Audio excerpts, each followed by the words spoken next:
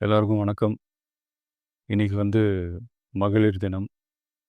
தமிழ்நாடு முழுக்க இருக்கிற என்னுடைய அம்மா, அக்கா, தங்கச்சி, தோழின்னு உங்க அத்தனை பேருக்கும் இந்த தினத்தில வாழ்த்து சொல்லாம இருக்க முடியாது. உங்கள் அனைவருக்கும் என்னுடைய மகளிர் தின வாழ்த்துக்கள். சந்தோஷம் தானே! பாதுகாப்பா இருந்தா தானே சந்தோஷத்த உணர முடியும். அப்படி எந்த பாதுகாப்பும் இல்லாதப்போ, இன்செக்யூரிட்டியா இருக்கிறப்போ, எந்த சந்தோஷமும் இருக்காது தானே! அப்படின்னு நீங்க நினைக்கிறது எனக்கு புரியுது. என்ன செய்ய? நீங்க, நாம எல்லாருமா சேர்ந்து தான் இந்த திமுக கவர்மெண்ட்டை தேர்ந்தெடுத்தோம். ஆனா, அவங்க எப்படி நம்மள ஏமாத்துவாங்கன்னு இப்ப தானே தெரியுது. எல்லாமே இங்க மாறக்கூடியது தானே! மாற்றத்துக்கு உரியது தானே! கவலைப்படாதீங்க. 2026ல நீங்க எல்லாரும் சேர்ந்து, இல்ல நாம் எல்லாரும் சேர்ந்து, இந்த மகளிருக்கான பாதுகாப்பை உறுதி செய்ய தவறிய இவங்கள மாத்துவோம்.